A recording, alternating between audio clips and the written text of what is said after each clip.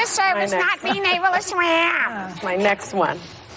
Okay, I'm back. So congratulations to you all, but the presidential race just lost a candidate when Beto O'Rourke announced he's ending his campaign. Now, he came out of the gate really strong, was on the cover of Vanity Fair, said he was born for this, and people were saying, well, what happened?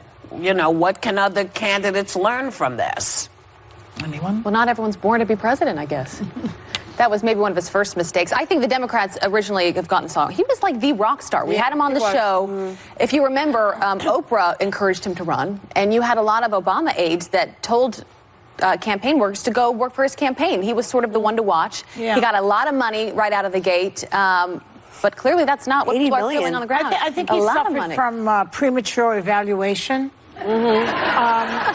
You know, when he starts early and then you sort of get to know them, and he can't really step up to the plate as much as the anticipation. Well, the expectation's so high. And he's kind of young and a little bit callow still, and he made mistakes, and better that he would have snuck up the way Obama did. I think, you know, Obama was like in the background, and then all of a sudden you say, hey, wow, look at this. It happened the opposite with Beto. It was like, okay. That's true. You know, and that's Which is never what you want to happen. Yeah. There's still so many people, though, still in the race. 17 Marianne people. Williamson. He got out before Marianne Williamson. Yeah. She's still in the race. That's pretty amazing to me. But is that a cautionary tale? Like, shouldn't people maybe start getting out now? I mean, because I think that's why sometimes I don't know that I believe in the polls, because there is just so many people still there. I mean, Tom Steyer, Joe Sestak. Who is that? Like Tom Steyer. We had him on the show. No, Tom Steyer. I know, but Joe Sestak. Like I was kind of like Wayne Messam,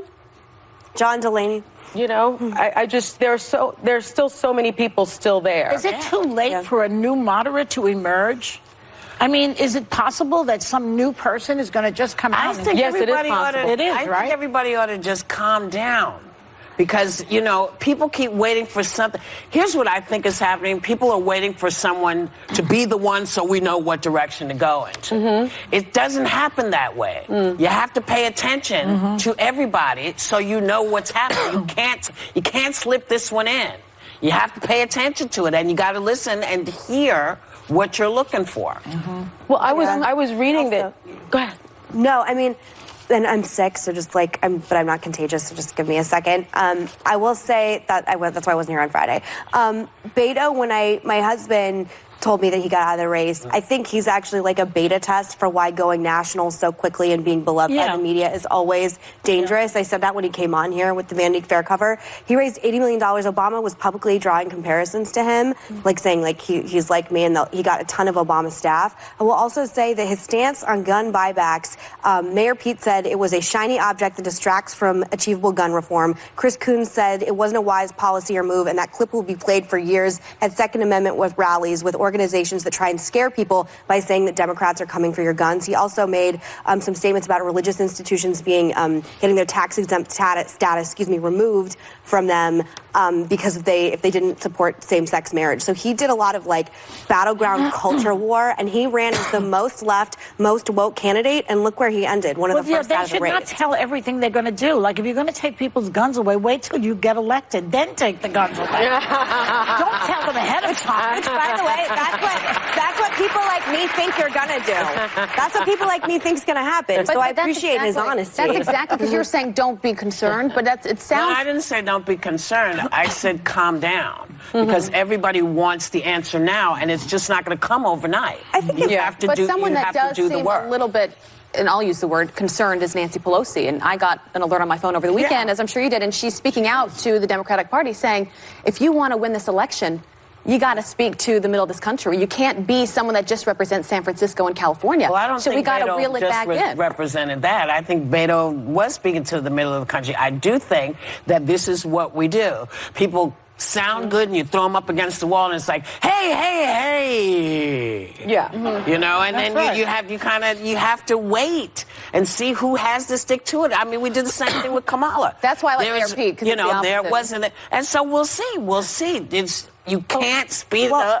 but it is, that's the point of the electoral process, is that you're supposed to sink or swim. That's the whole point. So you know when you get to the general, you know who you're working with. And I think some of these people, I've been shocked at how poorly some candidates are doing in polling. I'm shocked Kamala and is doing as poorly as she is, just because, again, I thought she had a bigger base than that. She's tied with Andrew Yang in New Hampshire right now and is said to be pulling people out of New Hampshire. She's still suffering from the way she went after Biden, I think, in that first debate.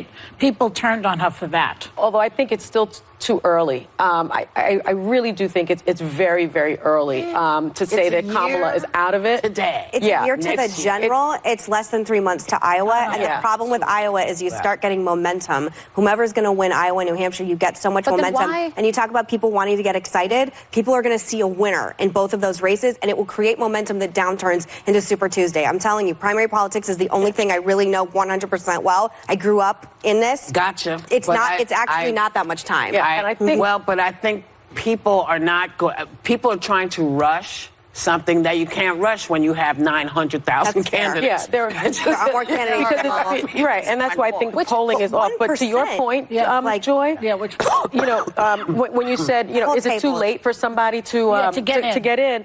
The deadline to run for president in 2020 is November 3rd, 2020. Right, so there is still time. But that's not surprising to me. And check this out: Ronald Reagan was the shortest person to sort of launch a campaign, less than 400 days before the election, and he became president. He didn't announce till mid-November 1979, and he gave himself only 357 days before winning. And he wasn't so there is still time. He was kind of But that's like, the 80s. We'll be back.